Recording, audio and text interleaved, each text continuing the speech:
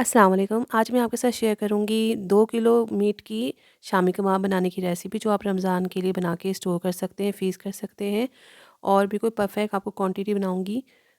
इसके लिए हमने लिए हैं 2 किलो गोश्त। ये है बछिया का गोश्त या आप मटन, बीफ कोई भी ले सकते हैं और ये बिल्कुल बोनलेस और साफ़-सुथरा रूखा गोश्त है। इसमें अदरक लहसुन जाएगा अच्छी खासी क्वांटिटी में, एक बड़ा टुकड़ा अदरक का है और एक पूरी जो है ना पोंथ लहसुन की है। प्याज है एक दरमियाने साइज़ की, हरी मिर्चें और ये बड़ी वाली मिर्चें जो होती हैं ना ये हस्बे ज़रूरत आप ले सकते हैं। चने की दाल 1 किलो थी, इसको सोक किया था धोकर तो बहुत ज़्यादा राइस हो गई है, मगर ये 1 किलो दाल है चने की और इससे हम बहुत ज़्यादा शामी कबाब की क्वांटिटी बढ़ा सकते हैं। अब इसमें हम मसाले भी जाएँगे, वो मैं आपको बताती रहूँगी। तो ये रेसिपी जो है रमज़ान के लिए बेस्ट है। तो हमने एक बड़ा पॉट लिया है, उसमें हमने अपने गोश्त को ले लिया है जो अच्छे से वॉश किया हुआ है और इसमें चिकना वगैरह बिल्कुल भी नहीं है। इसमें हमने चने की दाल डाल दी है जो भीगी हुई थी और तकरीबन आप 2 घंटे भिगाइएगा। हल्का सा गर्म पानी करके भिगाएँगे ना तो बहुत जल्दी सोक हो जाती है। अब इसमें हम डालेंगे जो हमने चीज़ें काट के रखी हैं, जैसे साबित लाल मिर्चें आप ले लीजिएगा 10 से 15, अगर ज़्यादा स्पाइसी चाहिए तो 15 दाने ले लीजिएगा। एक दरमियाने साइज़ की प्याज को रफली काट के डाला है, बहुत अच्छा फ्लेवर आता है।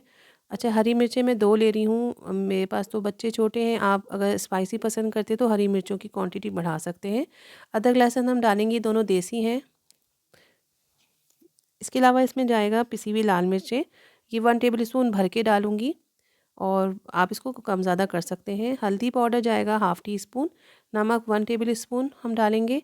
इसके अलावा साबित गरम मसाला लो यूज़ किया जाता है, मगर उसको चुनने में बहुत टाइम लगता है, तो मैं पिसा हुआ गरम मसाला 1 टेबल स्पून भर के ले रही हूँ। ये तमाम चीज़ें मिक्स कर लीजिए। उसके बाद जो है हम इसमें पानी डालेंगे। पानी की क्वांटिटी देखिए मैं कुकर के बगैर बना रही हूँ। अगर कुकर में बनाएँगे तो 1 लीटर पानी काफ़ी होगा, मगर बगैर कुकर के 1.5 लीटर से 2 लीटर तक पानी लग जाता है। आप इसको जो है पहले तेज़ आँच पे भाप बनने के बाद ढाँप के और हल्की आँच पे फिर आप गलाएँगे तो बहुत अच्छा गोश्त गल जाएगा।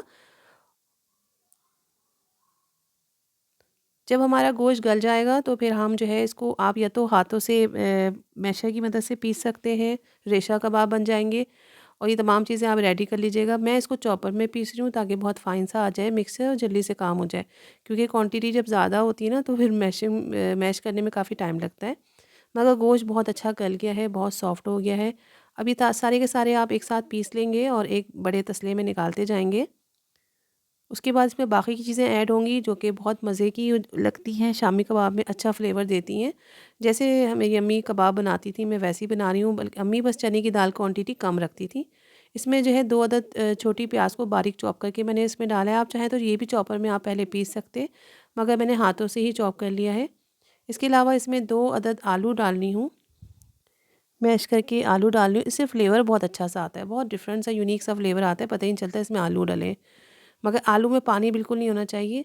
अब मैं थोड़ा-सा इसमें गरम मसाला मज़ीद डालूँगी, जिससे ये बहुत अच्छा फ्लेवर देगा। एक कटी हरी धनिया की मैंने इसके सिर्फ़ पत्ते लिए हैं, वो मैंने काट के डाल दिए हैं। आप हरी मिर्चों को भी चॉप करके डाल सकते हैं अगर आपके बच्चे जो हैं इसको पसंद करेंगे, मगर हरी मिर्चों से थोड़ा-सा स्पाइसी सा आ सकता है। अगर कम स्पाइस चाहिए तो हरी मिर्ची की बीजें निकाल के आप चॉप करके डाल सकते हैं। अब इसको हम अच्छा-सा मिक्स करेंगे, तमाम चीज़ें एक साथ हो जाएँगी। इसमें नींबू का रस भी डाल सकते हैं अगर चटपटा सा चाहिए आपको फ्लेवर। अब इसकी बाइंडिंग के लिए मैं ले रही हूँ अंडे, जो कि क्वांटिटी ज़्यादा है। अगर 1 किलो गोश्त का हम बनाते तो 1 अंडा लेते, मगर यहाँ 2 किलो गोश्त की हम बना रहे हैं कबाब, तो हमने 2 अंडे लेने हैं दरमियाने साइज़ के और उसको पहले चेक कर लिया करें हमेशा अंडों को, किसी बाउल में डाल के कि सही हो, ख़राब ना हो। फिर हम इसमें डालेंगे और इसको मिक्स करेंगे। इससे कबाब को किसी कोटिंग की ज़रूरत नहीं है। कुछ लोग कबाब को जो है जैसे सेवर कबाब बनते हैं, जो इस्लामाबाद में इसकी है होटल है, तो वहाँ पे अंडों में लपेट के तला जाता है। आप वैसे भी कर सकते हैं, मगर हम लोग क्या करते हैं कि अंडों को साथ में मिक्स कर लेते हैं। अब मैं इसको बनाना तरीका बताऊँ कि बहुत ज़्यादा कबाब की क्वांटिटी हो तो उसको बनाने के लिए आप ये सांचा ले लें, बहुत आराम से मिल जाता है ग्रोसरी जो है शॉप्स पे। तो आप इस तरह से बहुत अच्छे से बना सकती हैं, या कोई बोतल का ढकना लेकर उससे भी बना सकते हैं। तो इससे मैंने तकरीबन 80 कबाब बनाए थे। इस का 80 या मेरे ख़्याल है 75 कबाब तो बन गए थे और ना छोटे हैं ना बड़े हैं, दरमियाने साइज़ के कबाब हैं और बहुत मज़ेदार बने, बहुत अच्छे बने, बच्चों को बहुत पसंद आए और ये मैंने रमज़ान के लिए फ्रीज़ कर लिए और डब्बों में करके रख रही हूँ, पोर्शन पोर्शन बना के, एक वक़्त में कितने इस्तेमाल होते हैं एक दिन में। तो बहुत अच्छा हो जाता है। अगर आपको और फ्रोज़न रेसिपीज़ चाहिए तो मेरे चैनल पे मौजूद है, मैं लिंक आपको जो है शेयर कर दूँगी डिस्क्रिप्शन में।